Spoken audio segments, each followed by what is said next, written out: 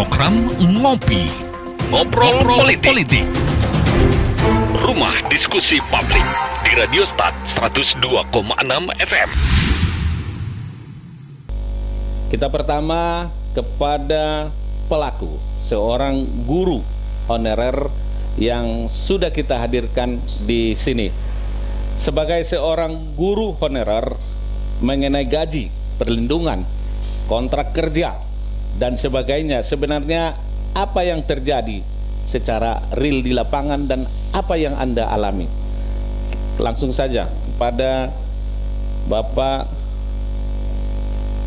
Bisri, ya, seorang guru honorer yang sudah melintang sampai berjumpa dengan presiden mungkin atau dengan anggota komisi di DPR RI yang memperjuangkan nasib guru ini. Kami persilakan kepada Anda. Ya. Ya. Sebelumnya kita bahas dulu awal mulanya terjadi honor. Iya. Ya. Boleh. Ini murni karena kekurangan guru di negara kita, termasuk Mandailing Natal. Bayangkan di sekolah pada saat itu banyak yang hanya 2 pegawai, sementara kelasnya melebihi 6. Ya. Jadi solusi yang dibuat oleh pemerintah melalui komite sekolah di desa, diusulkan oleh kepala sekolah, dicari putra desa yang kira-kira bisa menempati posisi guru di sekolah yang lokasinya di desa tersebut. Ya. Jadi itu sekitar tahun 80-an. Tahun 1980. Ya. Sampai dengan 90-an masih seperti itu. Ya. Bahkan sampai sekarang masih ada yang seperti itu. Hanya 2 pegawai di sekolah itu, selainnya guru honorer. Guru honorer, ya. Jadi awalnya tenaga honorer ini gajinya dari iuran BP3, kalau Bapak masih ingat kan? BP3, ya. Ya. Ya. Jadi itu ada juga yang berupa beras. Siswa-siswa itu membawa beras per minggu, setiap minggu. Ya. Yang diperuntukkan untuk guru honorer itu. Kemudian uang sakunya dari uang recehan BP3 dulu. Ya. Kemudian di tahun 2001 ada honor daerah. Yang saat itu juga alasan merekrutnya karena memang kekurangan guru di setiap sekolah, hampir di setiap sekolah di Kabupaten Mandailing Natal. Honor BP3 ini honor daerah ini direkrut sendiri oleh daerah, tidak mengangkat honor BP3 itu menjadi honor daerah, tidak. Ya. Direkrut sendiri. Direkrut. Kemudian di tahun 2003 program pemerintah pada saat itu Megawati merekrut yang namanya guru bantu. Guru bantu, ya. Nah, ya. Guru bantu. Jadi ini secara keseluruhan bisa dikategorikan pendapatannya di bawah UMR. Kenapa saya bilang begitu? Karena di bawah 1 juta gajinya. Di bawah 1 juta, berarti itu di bawah UMR, ya? Iya, itu yang digaji oleh APBN dan APBD. Kalau yang tidak digaji oleh APBN, APBD sampai sekarang itu gajinya masih ada yang 150.000 sebulan. Tapi sekarang 150.000 sebulan. Iya. Itu di mana tuh? Di hampir setiap sekolah yang honor komite, honor bos. Sampai sekarang. Maksud saya di Mandailing Natal, ya? Di Mandailing Natal. Ya. Dan masalah ini sebenarnya sudah saya sampaikan kepada Bapak Bupati Mandailing Natal supaya tenaga honorer yang lama-lama ini diangkat menjadi honor TKS yang ada sekarang ini. Tapi alangkah sangat disayangkan, sampai sekarang suara itu masih belum terpenuhi. Yang ada pemerintah merekrut yang baru. tenaga honorer yang dibiayai oleh dana BOS ini Ya. sampai sekarang masih tetap dibiayai oleh dana BOS. Yang gajinya kisaran 500.000 ke bawah. Kalau saya melihat ini, inilah pegawai termiskin di dunia itu. Yang gajinya jauh di bawah UMR. Ya. Padahal dulu pemerintah sendiri yang membutuhkan.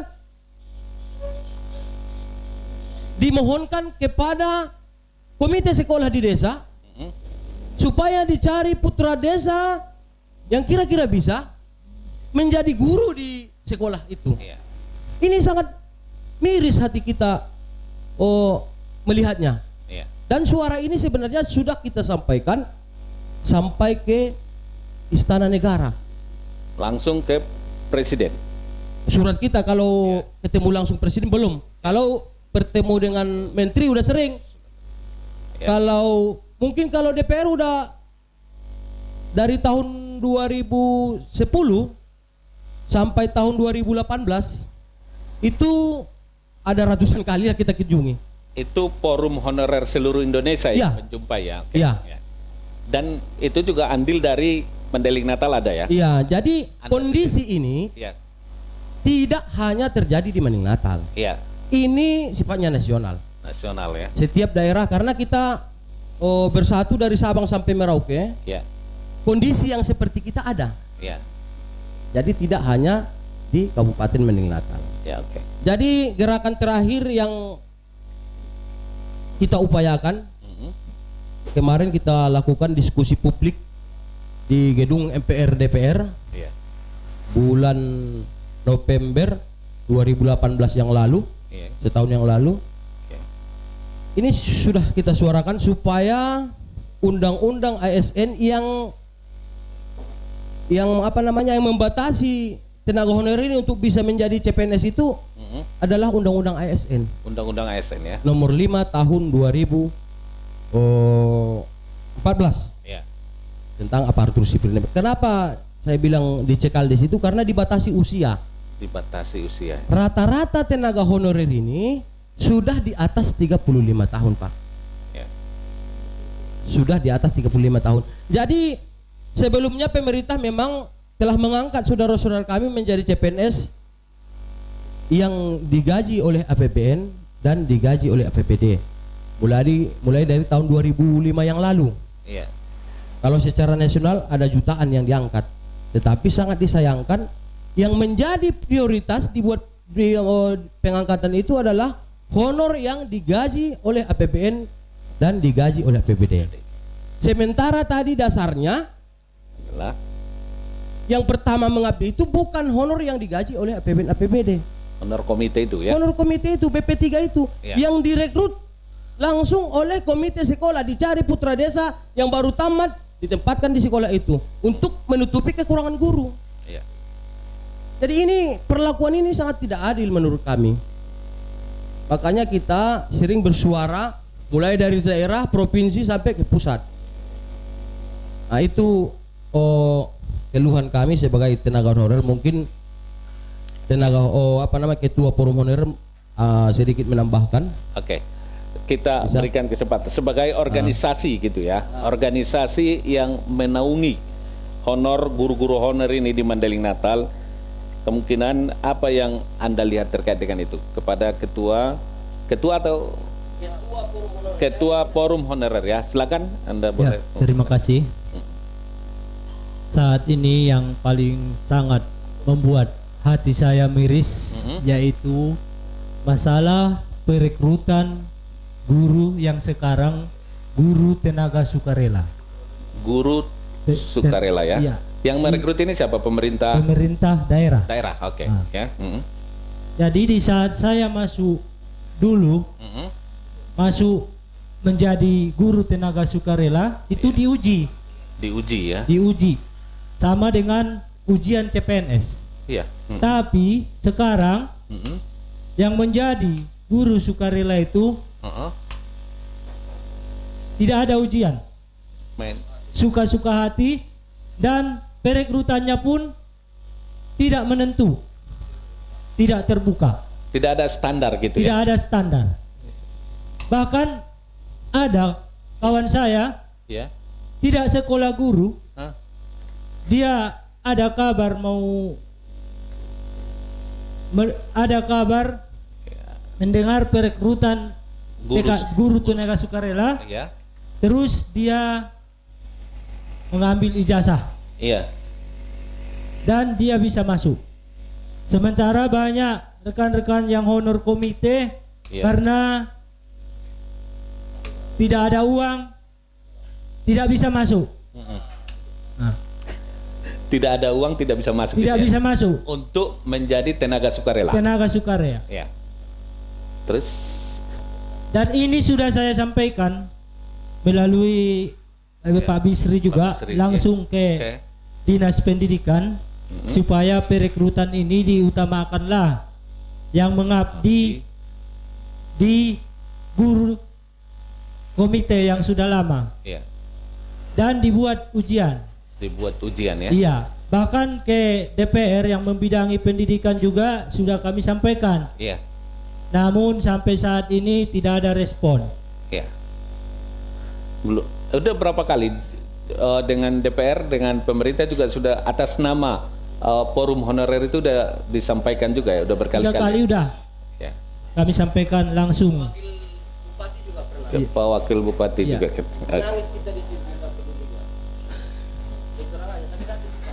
Oke.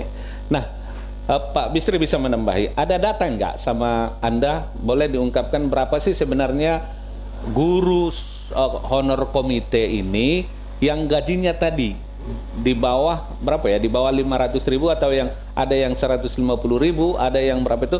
Punya data nggak ini seberapa banyak? Kemudian Anda boleh menyampaikan juga di sini kebutuhan guru itu di Mandailing Natal, seberapa banyak lagi yang dibutuhkan oleh guru-guru yang ada di daerah-daerah terpencil. Ya. Ya, yang pertama terkait honor komite Ya.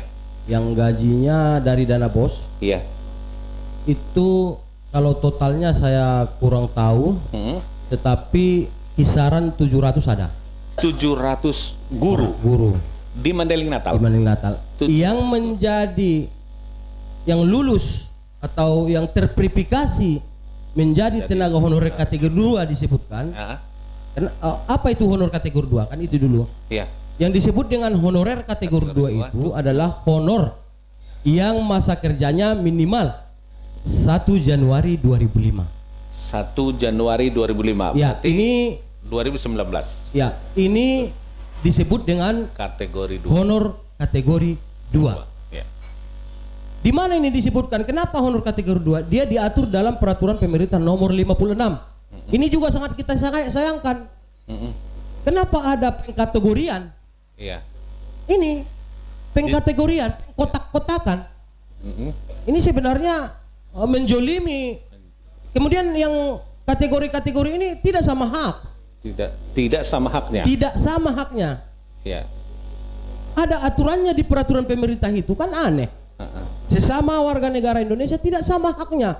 Walaupun kategori 2 ini umpamanya lebih dulu mengabdi pada negara, dia tidak sama haknya dengan honor kategori 1. Iya. Karena kategori 1 itu diangkat semua tanpa tes. Iya.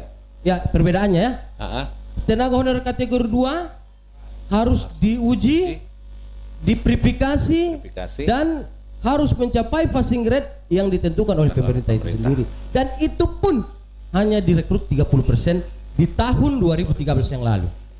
Sehingga saudara-saudara saya, tenaga honorer kategori 2 itu masih tersisa 114 orang lagi di Mandailing Natal. Yang sesuai dengan peraturan pemerintah nomor 48. Yang itu nasibnya kini bagaimana?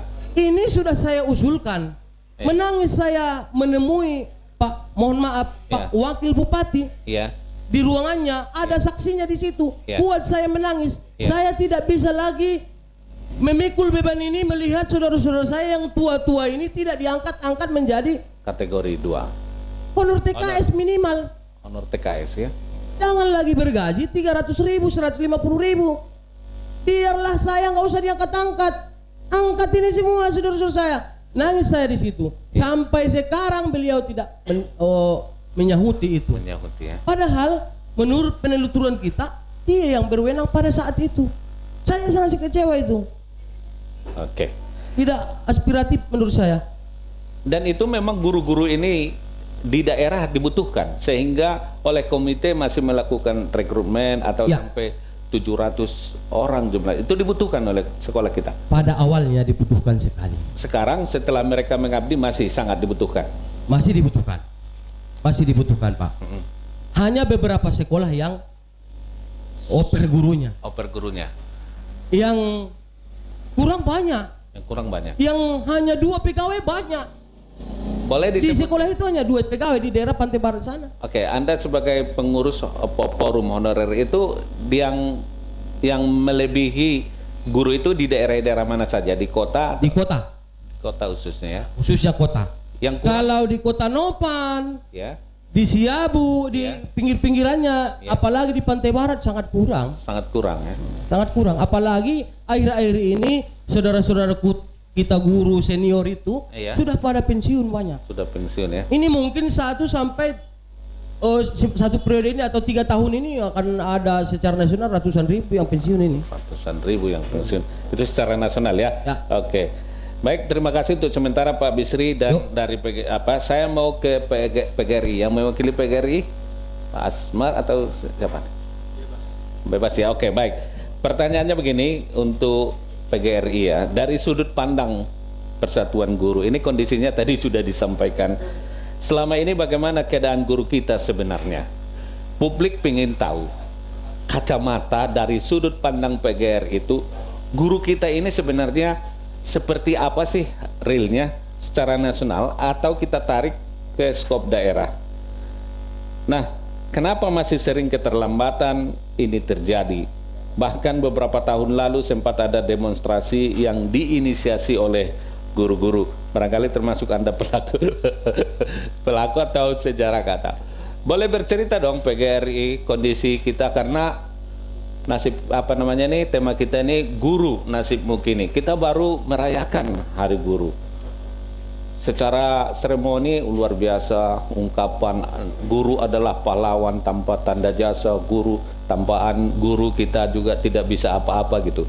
Tapi kondisi real, bolehlah cerita PGRI dulu, silakan.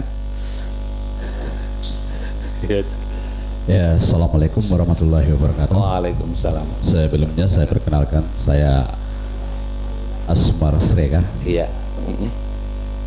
sebagai tugas tambahan Kepala SMK Negeri 1 Kota Nopan sekarang. Iya.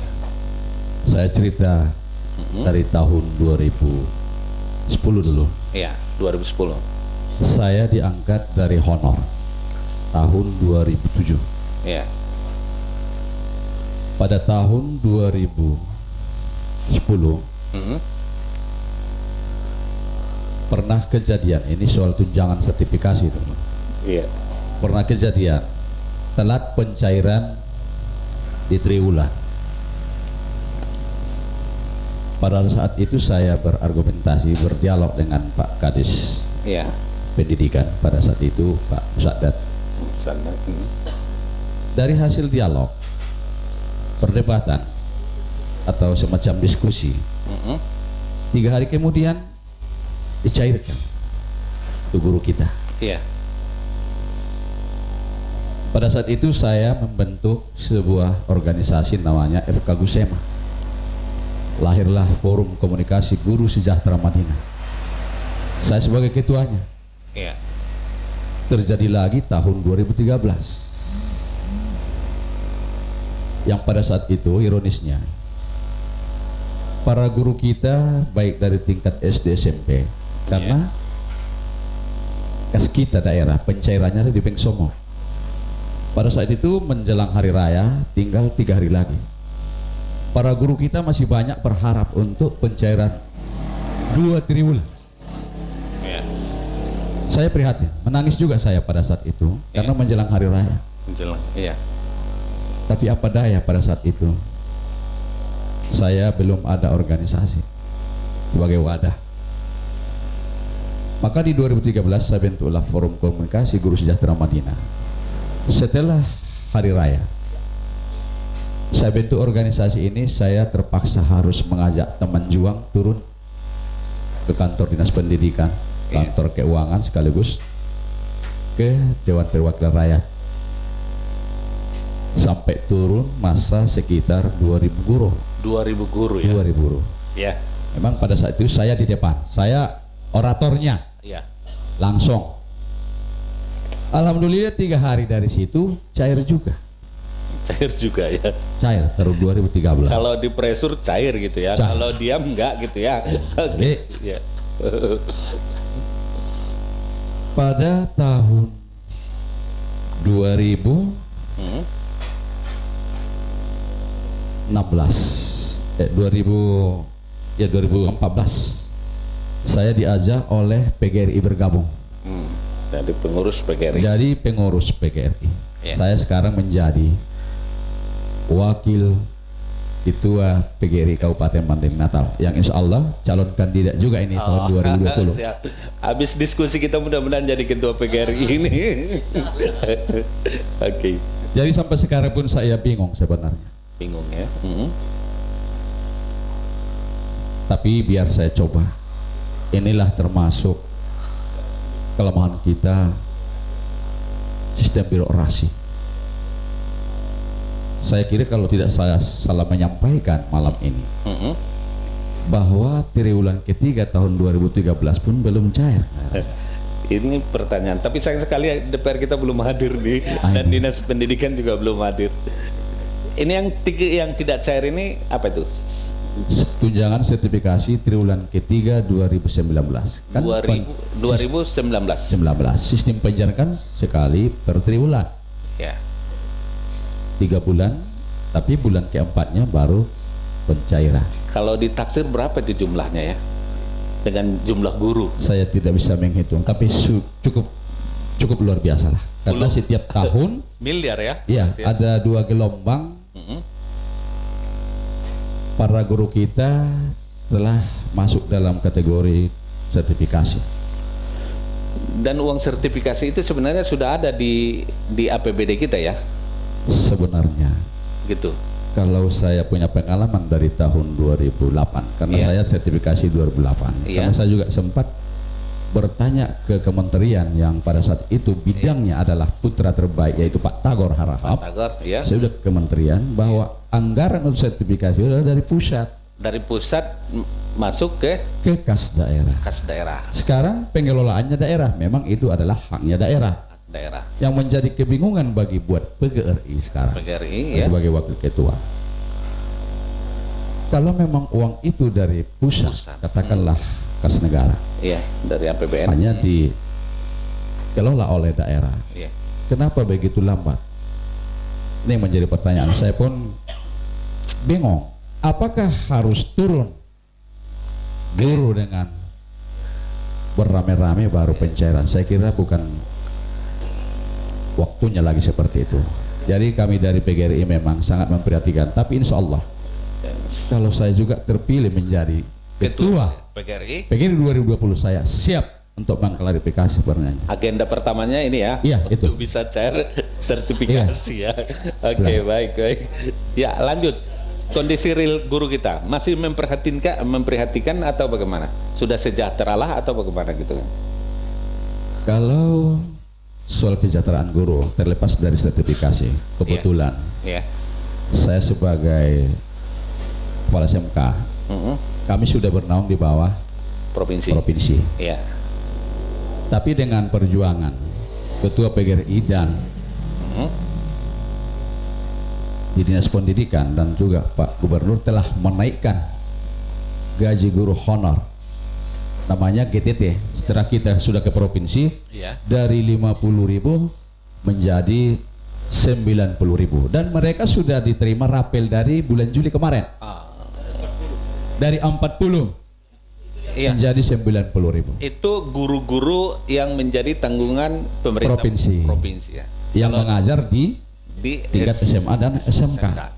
Tapi beda juga ya nanti kalau tingkat Nah, SD untuk sama tingkat SMP ya.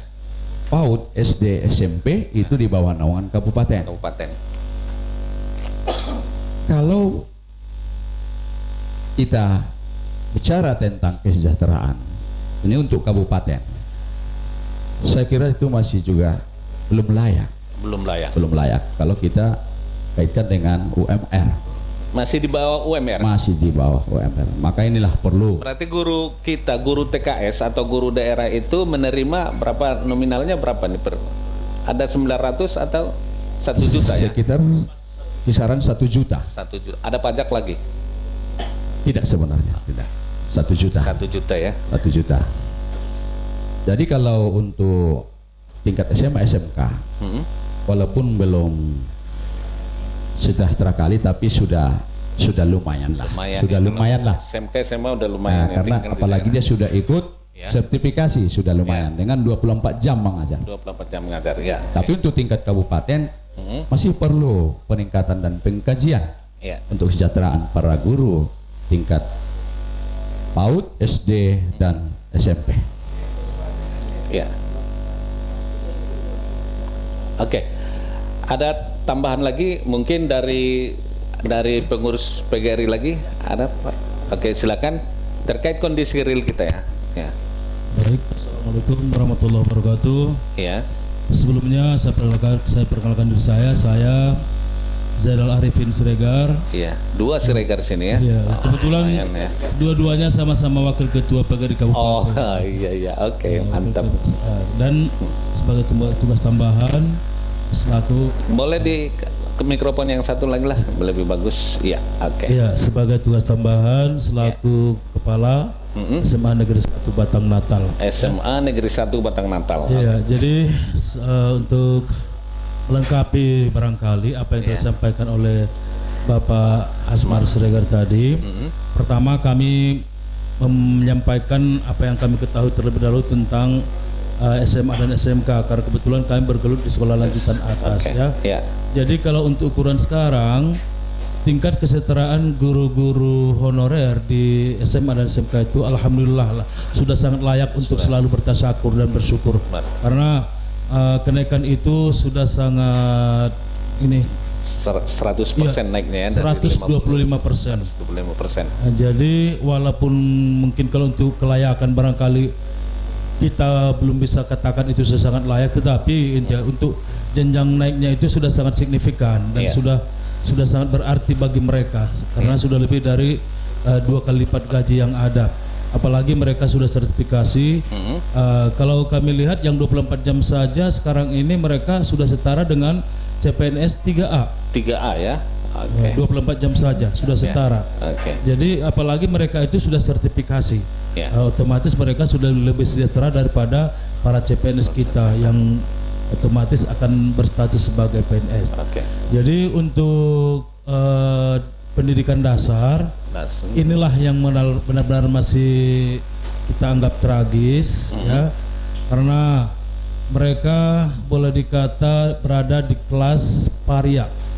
Kalau paria, istilah kelas paria itu juga kita pandang dari kasta, itu merupakan kasta di bawah kasta sudra lagi ya, masih di bawah kasta sudra. Andaikan itu kita hubungkan dengan kasta. Karena saya juga lama menjabat sebagai ketua PGRI kecamatan dan saya terpaksa mengundurkan diri setelah saya terpilih menjadi wakil ketua di kabupaten. Namun demikian sampai saat ini komunikasi antara mereka dengan saya tetap berjalan dengan aktif dengan lancar ya. Ada yang bercerita pada saya bahwa katanya dia terima sekali 3 bulan jika cair dana bos. Iya, dana bos. Dia hanya menerima 700.000. Ini benar atau tidak? Benaran ya katanya. Dia manggil ayah sama saya. Karena kebetulan dia juga tim saya, tim Nasib Putra yang selalu jadi juara 1. Yang terpotong itu tadi guru honorer daerah. Daerah. Honor komite di SD. Komite di SD honor ya. Komite di SD. Ya lumayan. Jadi saya bagi-bagi 700.000 bagi 3 bulan, bagi 3, gajinya itu hanya sekitar 233.033 rupiah per bulan. Per bulan dengan tugas 5 hari seminggu. Lalu bagaimana kamu menutupi hidup sehari-harinya? Terpaksa ya pulang sekolah jam 1 sampai setengah 2 sampai rumah makan, sholat zuhur, paksa pergi mencetek. Mencetek itu istilah di sana mencari-cari emas di sisa-sisa orang mendulang Ya. bekas-bekas. Barangkali dia masih akan dapat nanti kalau ada rezeki dapat sekitar 40.000 malam hari sampai malam jam 8. Kadang 0 rupiah. Itu sudah berumah tangga ya guru yang itu ya, punya beban Iya. keluarga, Iya. kemudian anak, Punya gitu ya. anak, punya istri. Nah, jadi hidupnya itu yang terpenting cukup ada beras di rumah. Itulah yang utama. Oke. Jika istilahnya setiap dia terima gaji ini sebagai guru ini itu ditumpuk untuk beli beras sampai berapa cukupnya nanti. Jadi untuk lauk pauk jika ada rezeki pakai lauk, jika tidak ada pakai garam dan Pakai kecap. garam, Ya. Jadi saya selaku pembina dia karena dia itu tadi saya katakan dia itu tim Nasid saya yang sudah berkali-kali menjuara di kabupaten ya dari Nasid Putra. Iya. Nah, jadi kami di tim seperti ada kepedulian, kadang kami sumbang, Iya. kadang kami bantu. Iya. Ketika dia melahirkan, istrinya melahirkan pun kami datangin, kami bantu. Jadi itulah yang dibangun di PGRI untuk saling membantu ya, guru-guru Iya, yang nasibnya iya, sangat benar, prihatin benar sekali kita ya, sekali. guru-guru yang ada di daerah. Nah, jadi harapan ini harapan, Iya. harapan karena saya lihat ada satu celah, yang mungkin mereka yang di pendidikan dasar ini bisa tertolong. Iya. Mengingat bahwa sebelum SMA dan SMK itu beralih ke provinsi, Iya. ada bos daerah yang dikeluarkan oleh Dikeluarkan daerah kita. daerah Madinah. APBD. Iya. APBD daerah ya. Sementara dengan beralihnya SMA dan SMK ke provinsi, otomatis bos daerah ini putus.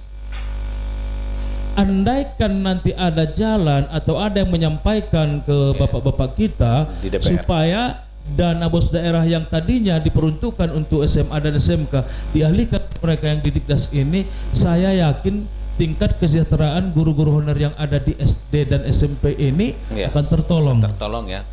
Khususnya untuk guru-guru honor komite itu ya. Iya, karena kita kemarin juga peruntukan dari bos daerah terutama kita peruntukan untuk guru honor kita, yang kemudian guru honor kita inilah yang beralih diangkat menjadi GTT provinsi dengan SK gubernur. Otomatis mereka sudah tidak ada lagi menerima ini tadi, tidak ada lagi peruntukan dari bos daerah.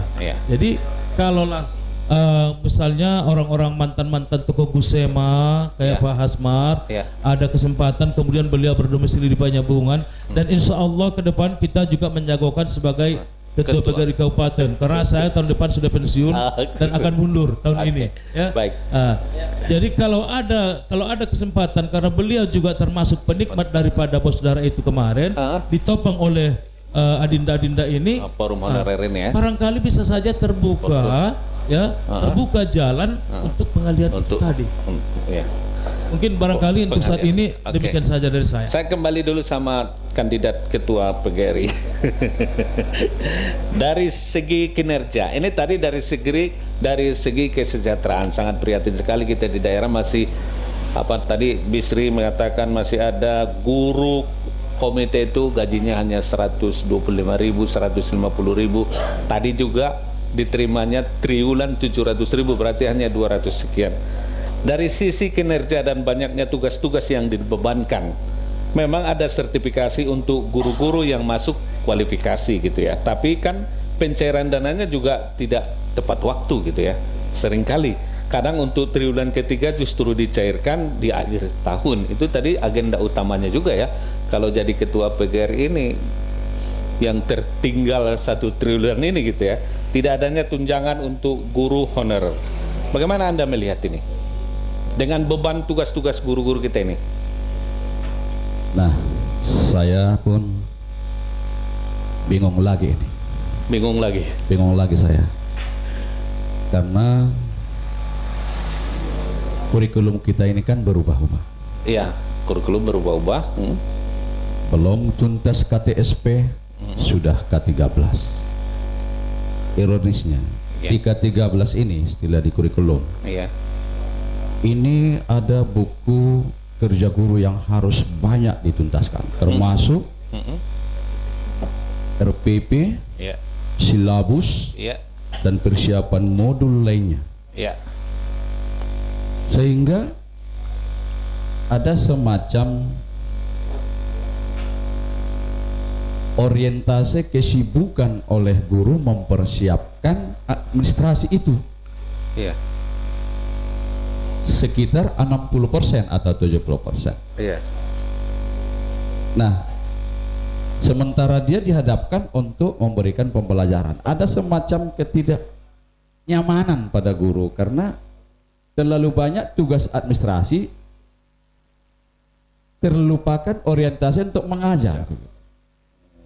Sini, jadi karena kita pun tidak bisa mengatakan karena ini adalah kurikulum sudah berubah, KTSP baru kita sudah mulai jalan, datang lagi K13.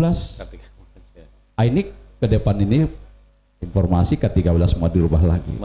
Nah, ya. Di satu sisi memang para guru kita ini pun walaupun perlu peningkatan kesejahteraan, tapi saya sebagai orang PGRI juga sekaligus sebagai tugas tambahan kepala sekolah inginnya guru ini pun memang harus benar-benar menjalankan tugas itu sehingga ada linearnya tunjangan yang kita terima dengan kinerja yang memang maksimal. Oke, baik. Untuk sementara demikian dari sisi pemerintah, dalam hal ini Dinas Pendidikan yang sebenarnya kita undang tapi belum hadir ya di sini. Pengamat kita sudah hadir, ini mantan Ketua DPR, mantan anggota DPR maksudnya. Mantan Ketua DPR belum datang, Pak Isim Renetami juga kita undang. Anggota DPR kita lagi rapat banggar, insya Allah nanti akan hadir ya. Baik, sahabat Start FM dimanapun Anda berada, kita masih bersama di program Ngobrol Politik dengan tema kita Guru, Nasibmu Kini. Sahabat Start FM, kita jeda sejenak untuk kita mendengarkan dan kita melihat sikap redaksi Start News pekan ini. Program Ngobrol Politik. Rumah diskusi publik di Radio Start 102,6 FM.